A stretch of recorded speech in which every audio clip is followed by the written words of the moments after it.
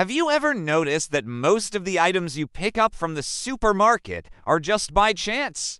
And have you ever wondered why certain products seem to catch your eye while others don't?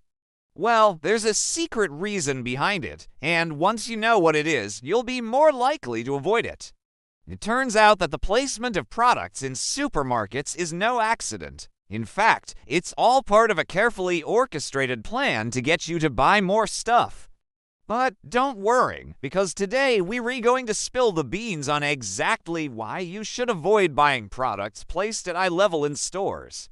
You may be surprised to learn that the eye level placement is not the one that will save you money. In fact, it's quite the opposite. A study by which a UK consumer rights group found that the priciest products are usually at eye level in supermarkets, while the cheaper stuff hangs out on the lower shelves. So why do supermarkets do this? It's simple, really.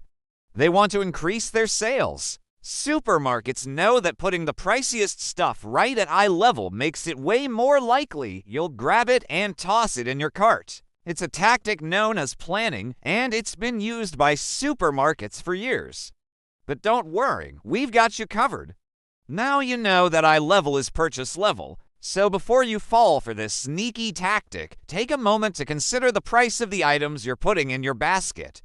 You might be surprised to find that the cheaper alternatives are just as good as the more expensive ones. In fact, which found that the cheapest own brand products often perform just as well as big-name brands in taste tests. A recent taste test showed that the cheapest frozen chips tasted just as good as pricier brands like Walker's and McCoy's. Supermarkets place cheaper items on lower shelves to cut down on returns. This means that they can sell more of these products overall, even if they're not the ones that are catching customers' eyes.